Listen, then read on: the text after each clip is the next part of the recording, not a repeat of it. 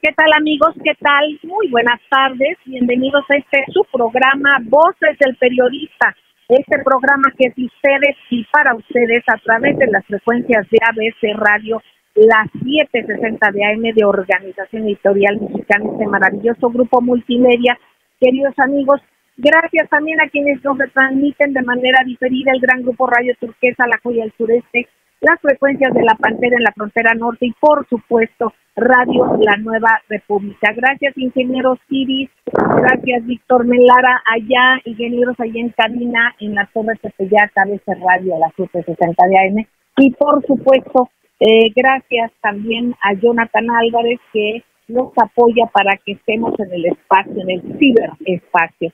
Queridos amigos, un programa interesante, por supuesto está el maestro don Rodolfo Sánchez Mena, está el maestro Juan Bautista, está el maestro Enrique Pastor Carranza y está la maestra Ceci Tapia, @Solidaridad 1000, a quienes por supuesto les suplico pongan en silencio su aparato mientras están como haciendo los comentarios los demás. Ahí escucho una respiración muy fuerte, les pido por favor poner el silencio mientras estamos los demás participando.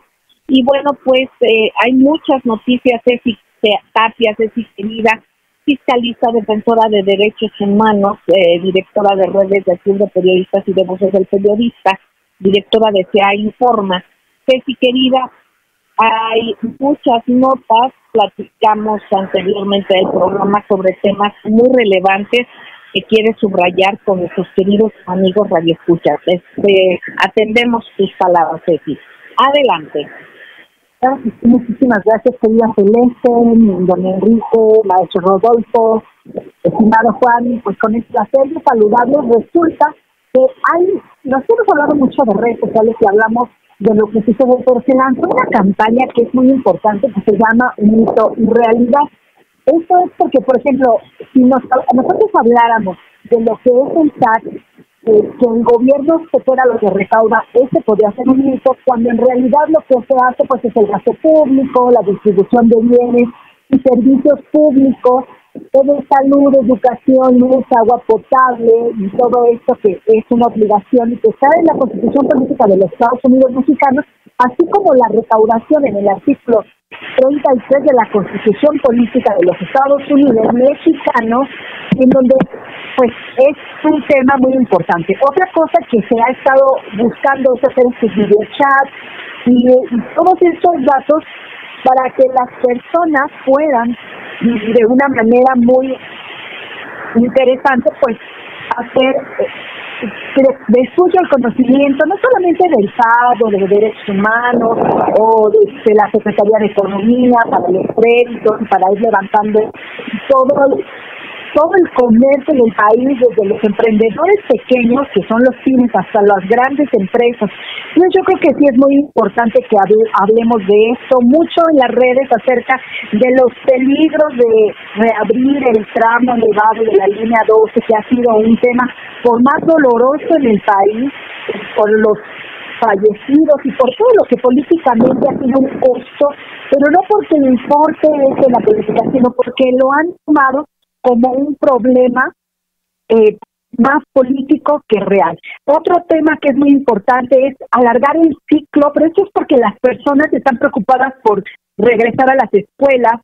Estos 3 periodos escolares que habla la SEP, la vacunación en Baja California y hoy que se presenta en la conferencia matutina al secretario de Defensa hablando de este tema, por supuesto, toda esta actividad económica que va en ascenso, que eso también es importante que la gente lo sepa y tenga calma. Y bueno, este asunto es muy importante. La ley, fíjese que la ley que nos ha hecho mucha falta, que en este caso la Comisión Nacional de Derechos Humanos ha emitido un boletín el día 16 de junio en el cual habla de la Ley Nacional de Ejecución Penal y garantizar la efectiva reinserción social, y ojalá, pues bueno, es un llamado a las autoridades, ojalá esto funcione, porque la gente que sale a la calle después de estar ingreso en una prisión, pues obviamente es muy complicado que se le pueda reinsertar al país. Y otro tema que es muy importante, por ahí en el AMAPE, un reclusorio, ojalá puedan darle atención médica a sus reclusos. Esa es una petición muy personal, ellos yo creo que saben por qué lo comentamos, y bueno, esto sería lo más importante en las redes sociales y en los principales titulares de los periódicos de este día. Muchísimas gracias, Ceci, querida, muy importante, muy interesante, y bueno, atender datos que son fundamentales, queridos amigos, y sobre todo también que de los que debemos de estar atentos, queridos amigos.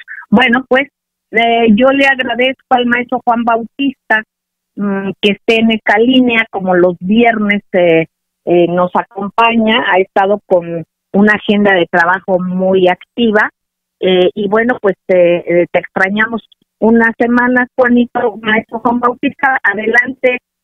Además, presidente de la Fraternidad de Reporteros, parte fundamental nuestra de Voces del Periodista, y también jurado calificador del Certamen Nacional e Internacional de Periodismo, igual que el maestro don Enrique Pastor Ruiz Carrasco y que el maestro don Rodolfo Sánchez Mena.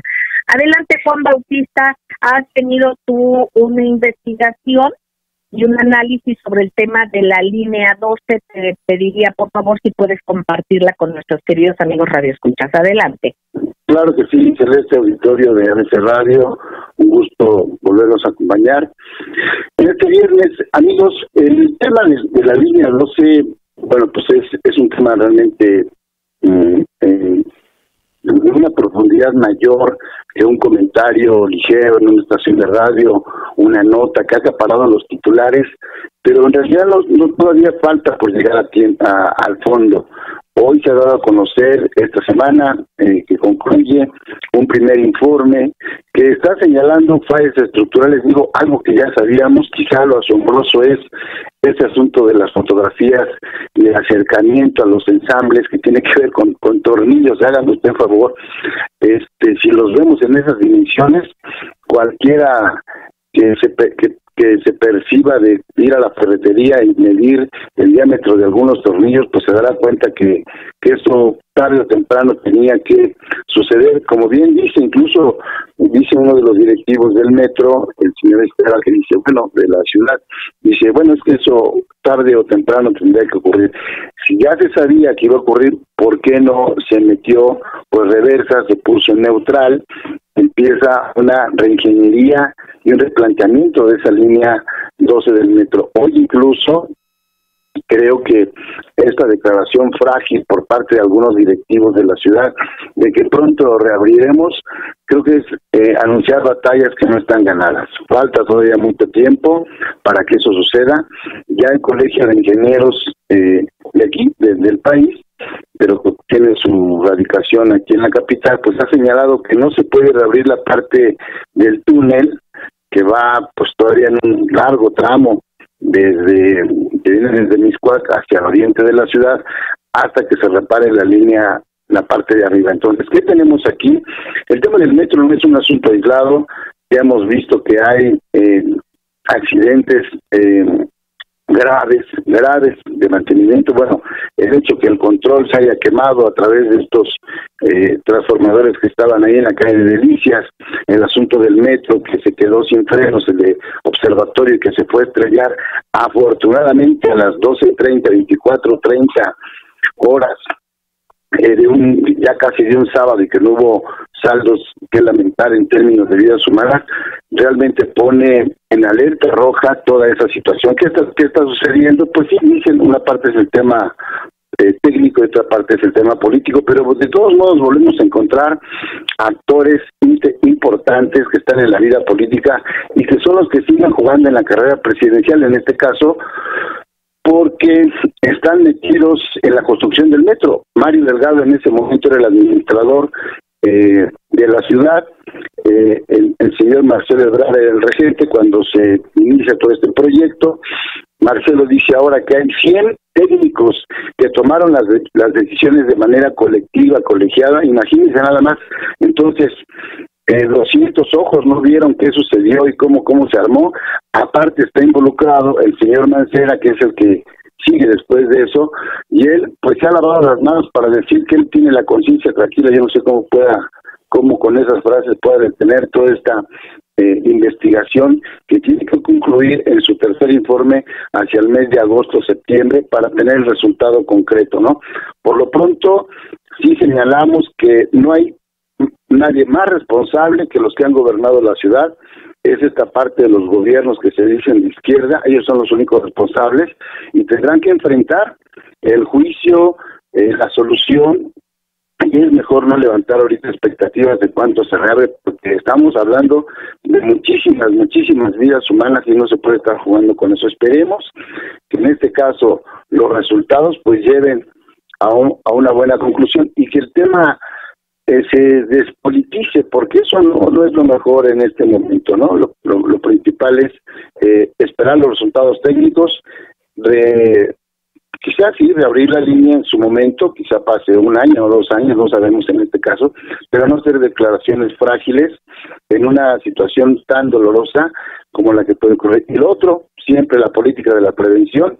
Tenemos informes de que el metro, no solamente esa línea, en otras líneas ya lo daremos en reportes subsecuentes, Celeste, pero el metro tiene un alto riesgo de tener percances, sobre todo en temporada de lluvias, sobre todo los que van en la parte elevada. Ya hay reportes que hace falta mantenimiento, entonces urge una corrección, sino de mantenimiento no estructural y revisión de la parte estructural, algo que no se tuvo y se dejó de hacer desde hace mucho tiempo. Ese es el comentario de esta tarde, Celeste. Gracias, maestro Juan Bautista, muy interesante. Y por cierto, me envía un MD, Diana, reporta aquí que se atienda Pantitlán. Dice que en donde está la base del metro Pantitlán, se ven también fallas que llaman mucho la atención. Entonces, pues aprovechamos este espacio para alertar a las autoridades que deben de estar seguramente al pendiente, así debe de ser, ¿no? Y aunque sabemos, y te pregunto, Juan, querido, que hay entidades internacionales que son quienes se supone que supervisan y deben de reportar, pero pues también deben de estar alerta a las autoridades. ¿Qué nos puedes ampliar sobre este dato de la supervisión?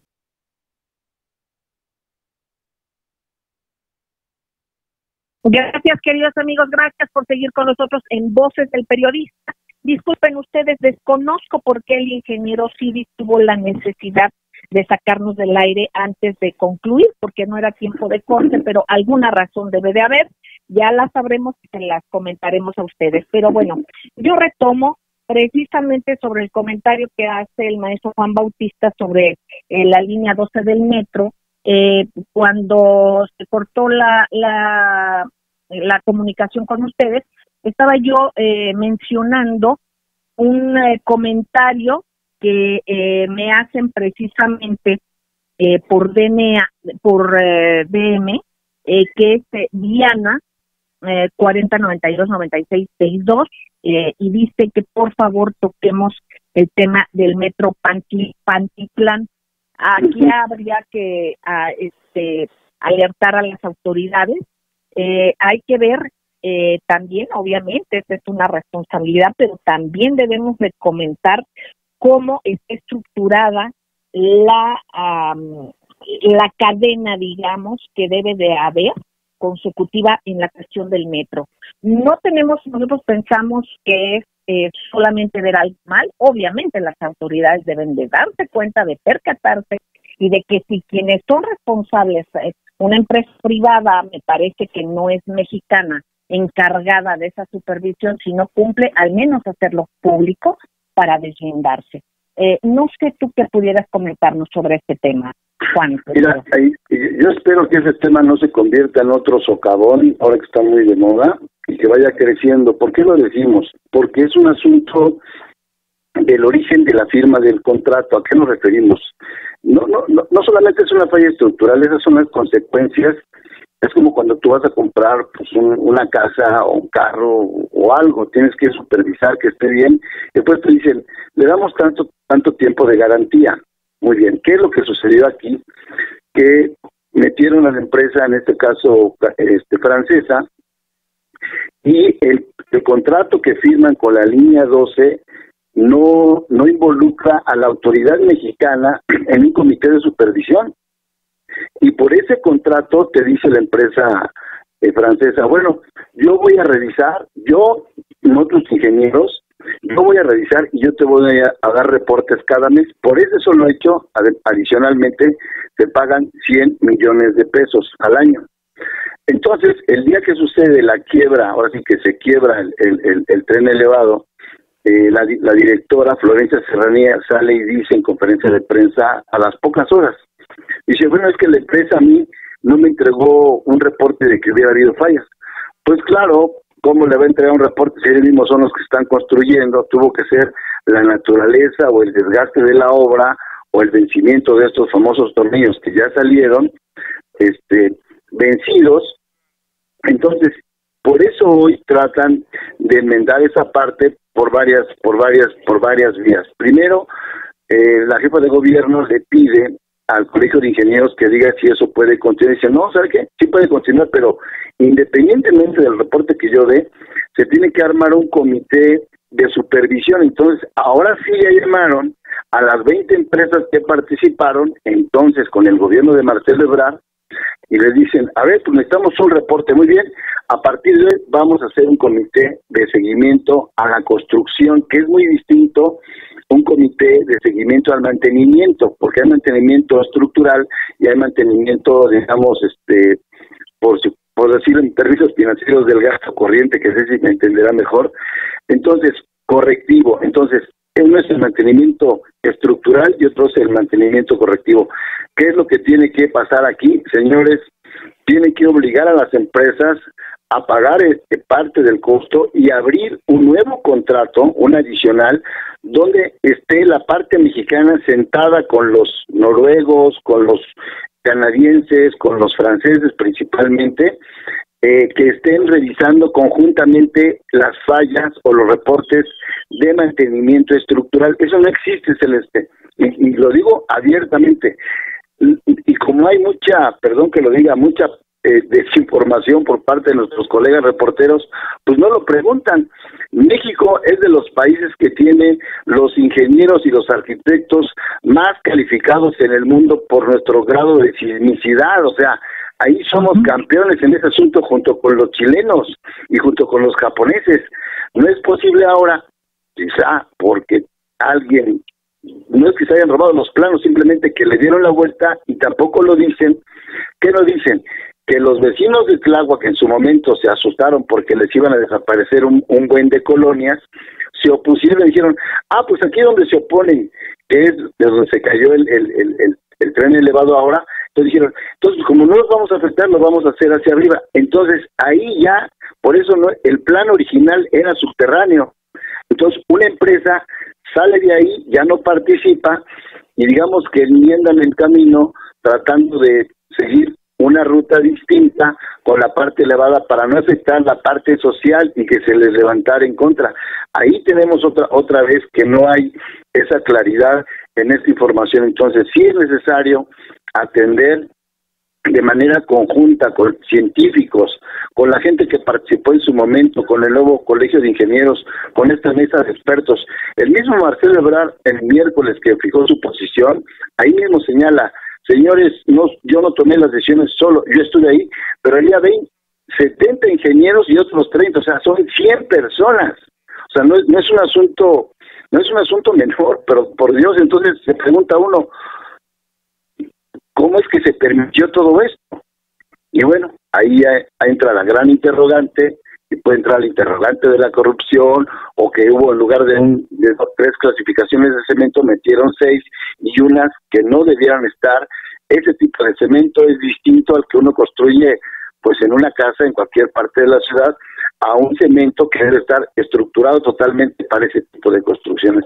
Ese es el comentario. Y sobre el asunto de Pantitlán, podemos preparar un reporte, ir a realizar una inspección ocular, desde luego, y hablar con nuestros colegas que siguen trabajando en el metro, y en una parte, pues sí nos pueden dar información de lo que está sucediendo allá adentro, que eso nos llevaría a otro programa, Celeste, pero lo dejamos para después.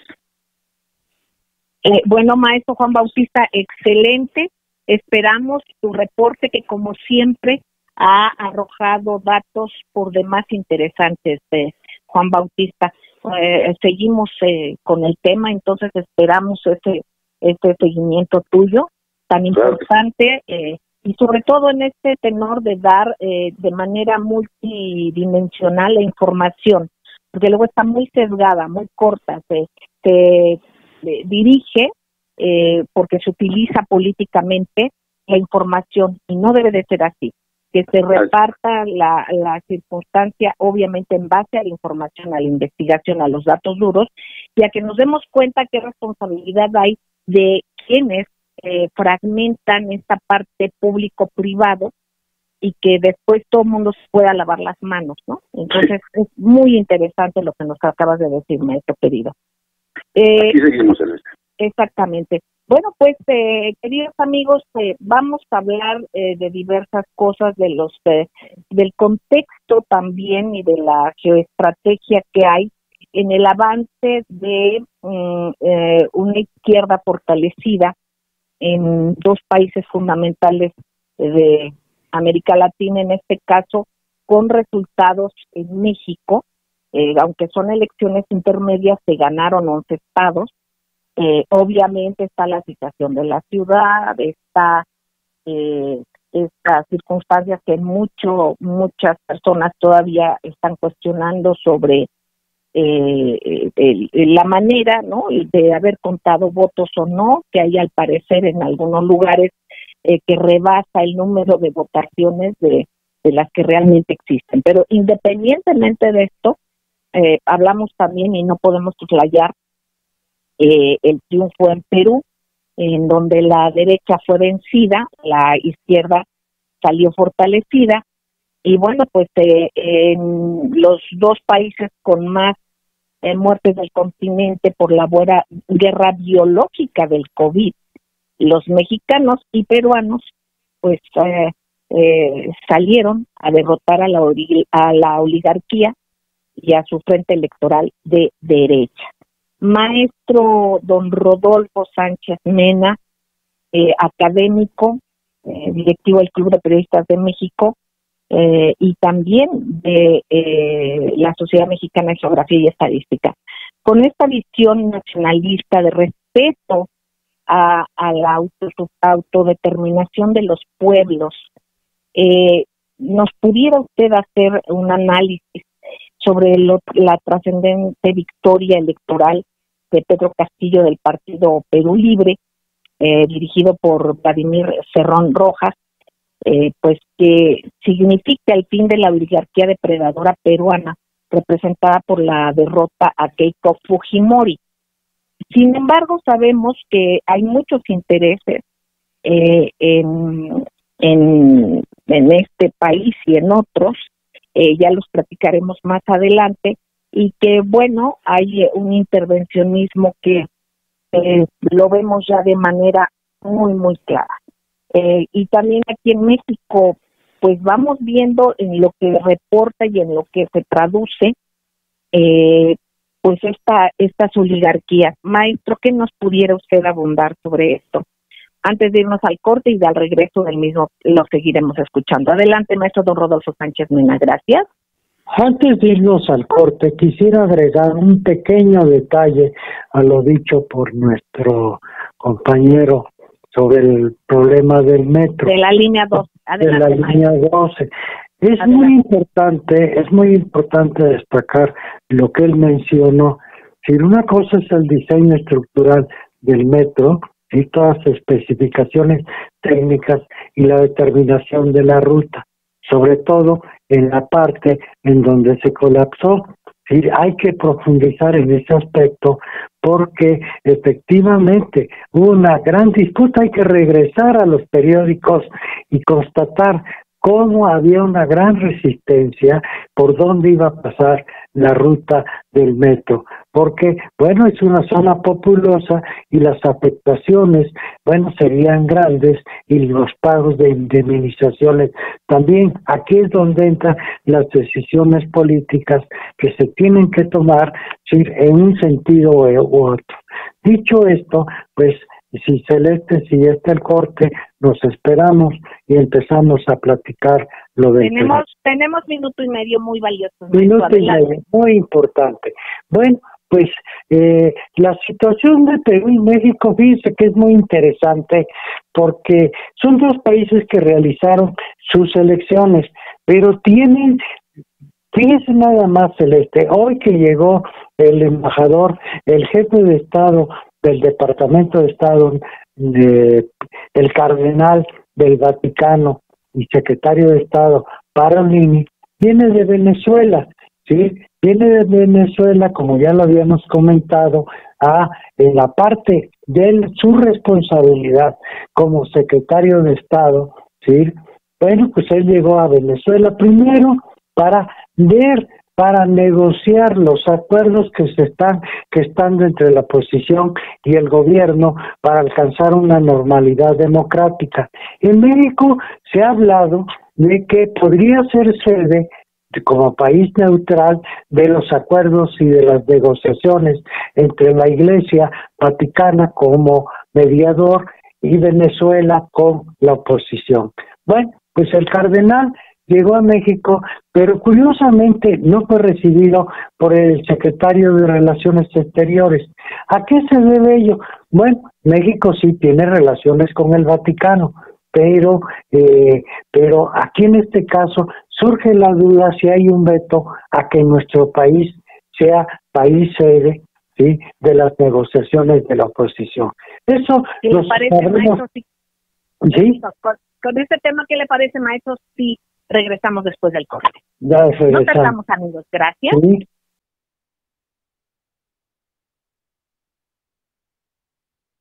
Gracias, queridos amigos. Gracias por seguir en Voces del Periodista en ABC Radio, la 760 de AM de Organización Editorial Mexicana. Este maravilloso grupo multimedia que le respeta, que promueve la pluralidad. De eso se trata. Aquí en Voces del Periodista, desde hace ya más de 20 años de historia de transmisión para usted. Y por otra parte también agradecer al Grupo Radio Turquesa, Frecuencias de la Pantera, Radio La Nueva República, quienes nos retransmiten de manera diferida, igual nuestro canal en YouTube de Voces del Periodista Radio, del Club de Periodistas de México. Queridos amigos, retomamos en esta mesa donde está el maestro Enrique Pastor Cruz Carranza, el maestro Juan Bautista, la maestra Ceci Tapia Solidaridad Mil, y escuchamos al maestro don Rodolfo Sánchez Mena con un tema fundamental. Fíjense nada más tener la experiencia y el análisis del maestro don Rodolfo Sánchez Mena con esta visión de geoestrategia, ¿no?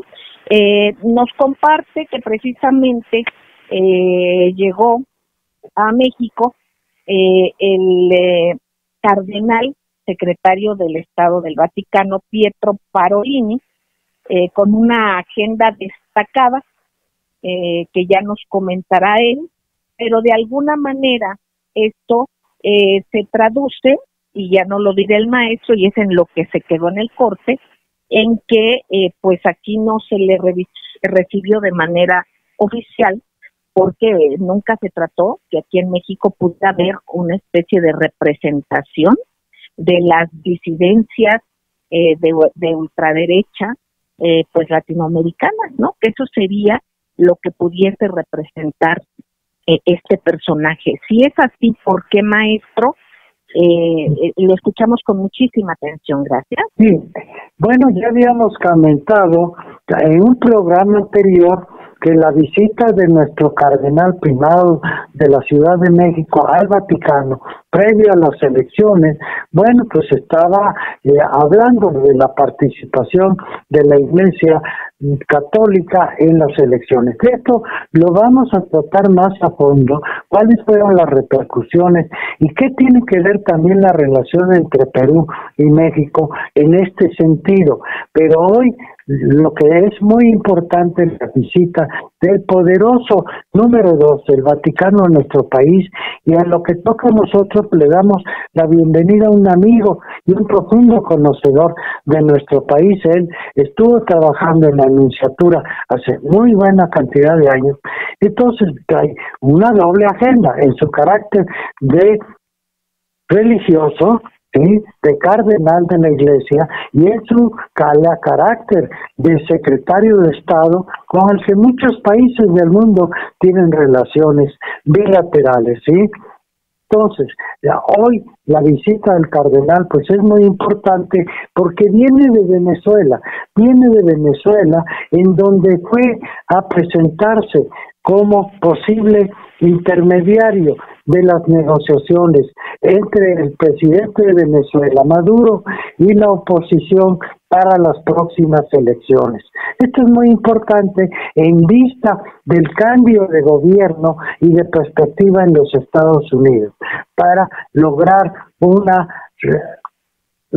nueva relación entre los dos países, Estados Unidos y Venezuela, después de todas las diferencias que han tenido y de los choques, porque después de que se designó a Guaidó como presidente de los Estados Unidos en Venezuela. Entonces, viene a México a ver si es factible que nuestro país sea sede de estas negociaciones, sí, entre la oposición y el presidente de Venezuela. Eso es muy importante, pero además en los actos religiosos, pues sin lugar a dudas va a tener una concurrencia estupenda en la misa que se dará, sí, en la Basílica de Guadalupe, acompañado por el arzobispo primado de la Ciudad de México.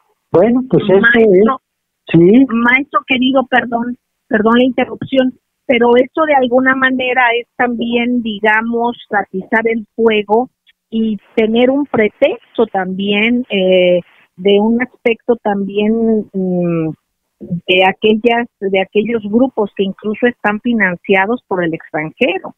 Entonces aquí es no solamente ver las cosas los mexicanos desde un punto de vista pues como que nada más es algo ajeno a un país o lo relativo a un país. Es muy importante lo que usted nos está explicando, maestro. Eso que pudiese tener la intención, bueno, que yo creo que para muchos está más que clara, pero pues siempre hay que tener y leer los puntos sobre las IES, y eso usted lo hace de manera estupenda. Con estas acciones aquí en nuestro país y el poder pues hacer este tipo de eventos que finalmente pues tienen que bueno que siempre haya diálogo, pero aquí sabemos cuáles son las intenciones y la metodología que se ha utilizado para el intervencionismo. Lo escuchamos, maestro. Sí, Celeste, sin lugar a dudas, pues va a haber una enorme presión por parte de los grupos nacionales y los agentes que operan en nuestro país, dadas las diferencias profundas que ha tenido Venezuela con los Estados Unidos por los choques con su oposición. Pero recordemos que en el pasado sexenio, si México participó en el diálogo oposición Venezuela en la República Dominicana, también estuvo ahí representado el gobierno español y otras personalidades internacionales. Desafortunadamente ese diálogo no llegó a más y terminó, bueno, con la designación de Guaidó como el presidente representante de los Estados Unidos en Venezuela. Hoy estamos en otra etapa, en otra coyuntura. Vamos a ver si esto se da en el territorio de nuestro país o se buscará otra sede. Pero lo importante es que haya un acuerdo, una negociación para que haya elecciones competidas, adecuadas y con un reconocimiento de todos, de que se comprometan a reconocer los resultados electorales qué es lo que no, y se trata de no reconocer en Perú con el triunfo de Pedro Castillo. ¿Por qué no lo quieren hacer, Celeste? Bueno, pues porque Perú es un país con riqueza minera muy similar a la nuestra, ¿sí? Y bueno, pues en esa riqueza minera está ahorita los precios de los minerales, aunque aquí en México se dice que no es así, los precios de los minerales están hacia arriba, se están disparando los precios porque se está reactivando toda la economía mundial, particularmente de las áreas en donde hay un mayor dinamismo a causa de la inversión, como es en China, como es en los Estados Unidos. Y bueno, pues el triunfo de Pedro Castillo augura lo que usted plantea, ¿sí? Los nuevos vientos corresponden a nuevos vientos en América Latina, y esos nuevos vientos los tenemos que entender, tamizar a partir de la propuesta norteamericana que está buscando recuperar su hegemonía. ¿Y contra quiénes? Contra sus competidores, como se vio en el grupo de los 7, que son Rusia y China, pero es una competencia comercial, no es guerra fría, tal como se vio en la reunión entre Putin y el presidente Biden. En nuestro terreno, ¿qué se tiene que hacer? Pues negociar con los Estados Unidos, sí, negociar con los Estados Unidos, que como propios corrientes norteamericanas están en contra de una oligarquía latinoamericana que se ha enriquecido a costa de la estabilidad regional y que pone en peligro también los acuerdos con los Estados Unidos. Se trata de una nueva forma de negociación con los Estados Unidos, como lo que está haciendo nuestro país, como lo que tendrá que hacer Perú. ¿Sí? Entonces, bajo nuevas realidades, nuevas formas de negociación, y pues lo mejor para nuestros pueblos, y que las elecciones de Perú sean respetados para que el proyecto de nueva constitución, como en Chile y como en Perú, se lleve adelante en el mejor de los con la mejor armonía y sin riesgo de irrupciones violentas, Celeste. Muchísimas gracias, maestro don Rodolfo Sánchez Mena. Además, los pueblos, no solamente latinoamericanos, en el mundo ya tienen una lectura profunda, ya existen, ya tienen en la mira pues las maneras de llegarse y de hacer los golpes blandos, ¿no? De acuerdo a los intereses de las propias regiones, pero ya se tiene este conocimiento, y esto de alguna manera ya se toma en cuenta por la ciudadanía. Es muy importante su análisis, como siempre, maestro. Yo le pediría al maestro don Enrique Pastor Cruz Carranza, directivo también del Club de Periodistas de México y de la representación del club en el bellísimo estado de Campeche, además de que conduce el exitoso programa A Fuego Lento.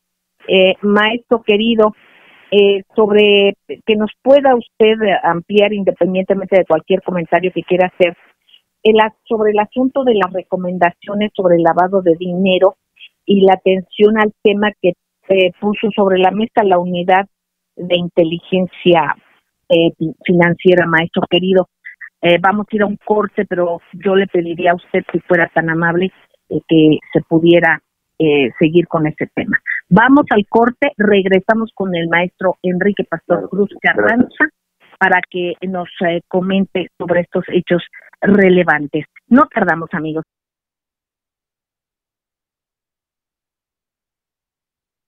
Gracias, queridos amigos, gracias por seguir en Voces del Periodista.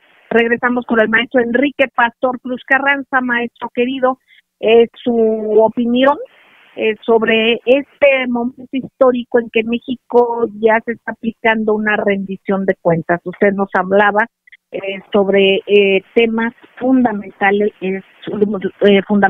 de análisis sobre la unidad de inteligencia financiera.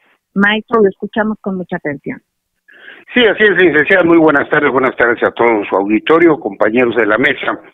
En el 2017 y el 2018, el Grupo Acción Financiera Internacional Gafi por sus iniciales, destacó que en México no se llevaba a cabo los trabajos relativos al control del flujo económico, su origen, su destino, y pues ahora se dio a conocer en estos días que México habría mejorado 6 de las 16 recomendaciones a partir de este gobierno, y que la unidad de inteligencia financiera pues logra este reconocimiento gracias a que ha endurecido las medidas para vigilar las transacciones económicas, bancarias y todo este tipo de manejos multimillonarios que bueno pasaban desapercibidos, y le pongo comillas, y que ahora gracias al actuar de la unidad de inteligencia financiera y por supuesto el sistema de administración tributaria, se ha logrado una combinación para que se vayan combatiendo estos flujos, esta gran arquitectura que desde que se instauró el neoliberalismo, pues verdaderamente se constituyó en una enorme vía de agua para evadir recursos, lavar dinero, pero hay un punto muy importante que se resalta en esta reconocimiento de Gafi hacia la a la unidad de inteligencia financiera, y que por supuesto estamos ante una cuarta transformación que está llevando un proceso ordenado y sistemático. No se trata de hacer las cosas escandalosamente para cumplir lineamientos, ni que se nos marque como país plazos específicos a lo que es una actividad interna y que corresponde dentro de la autonomía de nuestro país. Pero la recomendación denominada número 18 dice que corresponde a la ley de antilavado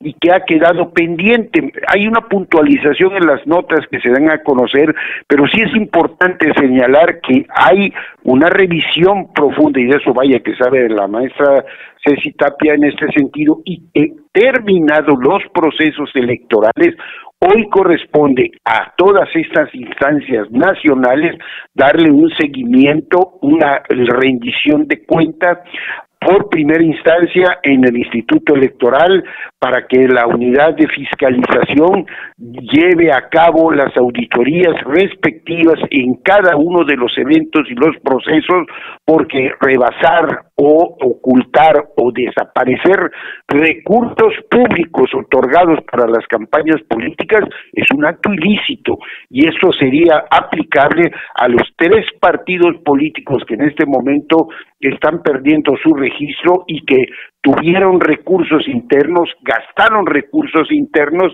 y hay denuncias en todo lo ancho y largo del país que los recursos nunca llegaron para la actividad electoral. No importa que sea un partido creado por el Bester Gordillo, no importa que sea un partido creado por el senador Aces o una organización religiosa, la rendición de cuentas, como lo ha hecho México, tiene que ser para todos. Y esto creo que es muy importante puntualizarlo, porque todavía habrá muchas sorpresas por venir, y no es cacería de brujas, ni es aplicación sesgada de la ley, es algo que forma parte de la cuarta transformación, licenciado. Muchísimas gracias, maestro don Enrique Pastor Cruz Carranza.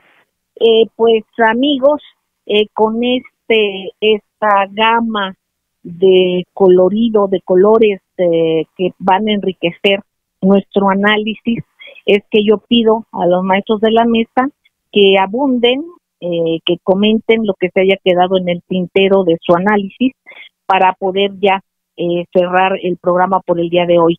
Adelante, Ceci, querida, Ceci Tapia, Solidaridad, ni te escuchamos. Claro que sí, querida Celeste, pues bueno, resulta que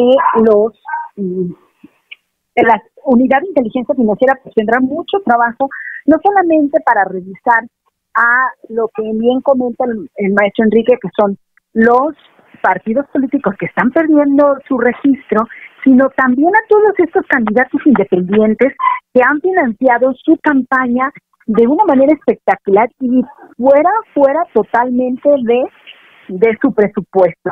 Algo que también es súper importante y que nosotros tenemos que ver es la Secretaría de Hacienda y Crédito Público, la Secretaría de Economía. Ojalá que la gente pueda darse una vueltita en todo esto y se van a dar cuenta de la importancia, no solamente por las redes sociales y a lo mejor antes eran los medios tradicionales, pero mucho de lo que nosotros queremos saber está ahí, querida Celeste. Entonces, pues bueno, ahí ojalá se den esa vueltita y este es mi comentario, querida Celeste. Muchísimas gracias, Ceci Tapia, querida. Y yo le pediría también hacer lo propio al maestro Juan Bautista. Adelante.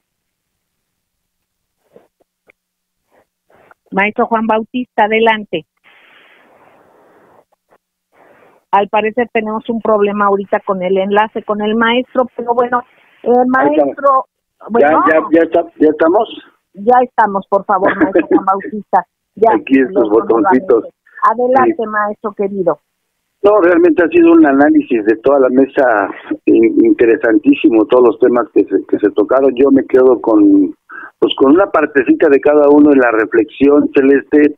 Invitamos a todo nuestro auditorio a que escuche, a que lea, que se informe, para que tome la mejor decisión de esta vorágine de noticias y de temas que se nos presentan cotidianamente. Y desde luego que sigue escuchando aquí Voces del Periodista.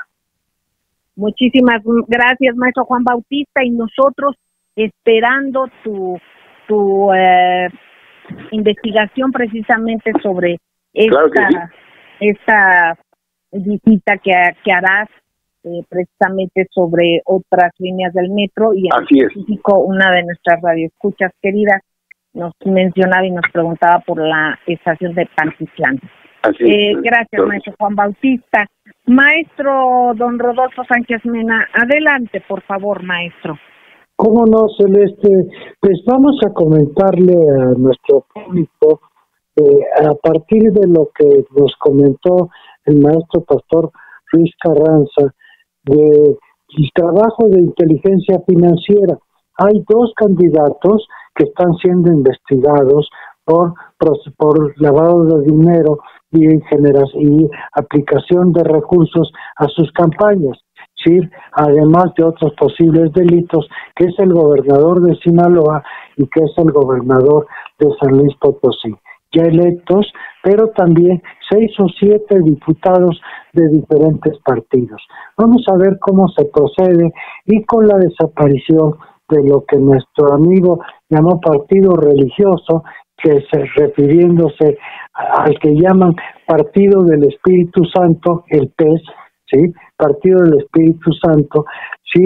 Vamos a platicar, que es bien interesante esto, Celeste, de a dónde se fueron los votos pentecostales, porque ellos esperaban recibir un buen número de votos protestantes y pentecostales, y no fue así. ¿A dónde se fueron estos votos? Vamos a platicarlo en relación a este tema tan importante para los próximos programas.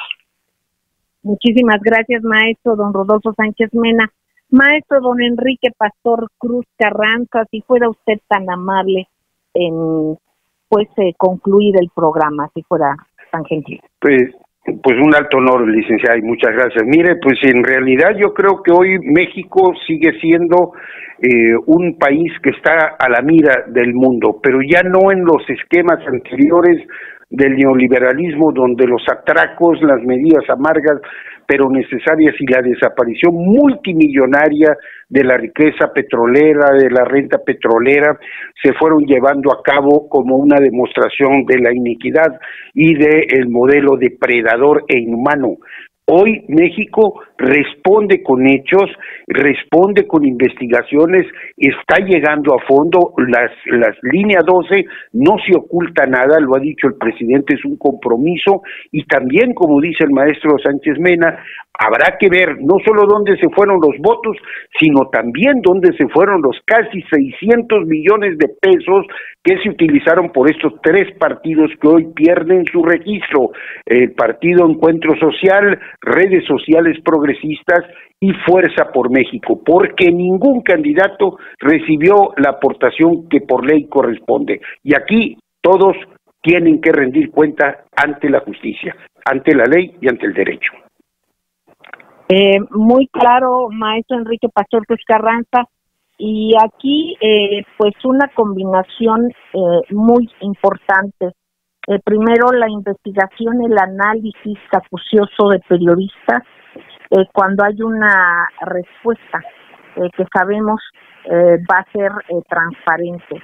Hay que dar seguimiento a todos estos casos, queridos amigos, y bueno, usted puede hacerlo en estas frecuencias. Aquí se escucha plural, de eso es de lo que se trata. Todos debemos escucharnos, todos debemos investigar, no dar por hecho nada, pero sí realmente dar seguimiento a quienes presenten datos duros, que tengan detrás un bagaje informativo fundamental. Hay que ver también trayectorias, en fin, hay tantas cosas que ver, pero ya estamos fortaleciendo todos nuestro análisis precisamente ante evidencias tan claras de quienes están a favor de la información y quienes no. Y aquí lo importante es que habemos, pues la mayoría de los mexicanos, que vamos haciendo lo propio, cada quien desde nuestro ámbito, para tener un México pues mejor, y hay que empezar desde nosotros mismos, queridos amigos, desde nuestra familia, desde nuestro círculo inmediato, y así ir abriendo y sabiendo que todos somos un factor y un actor importante para nuestra amada patria. Queridos amigos, sigan en estas frecuencias porque aquí se escucha plural y de eso es de lo que se trata. Cuídense mucho, seguimos en pandemia, no relajen, por favor, sus cuidados, nuestros cuidados, por favor, queridos amigos. Los queremos entrañablemente. Un beso tronadísimo. Cuídense mucho. Hasta el lunes. Gracias.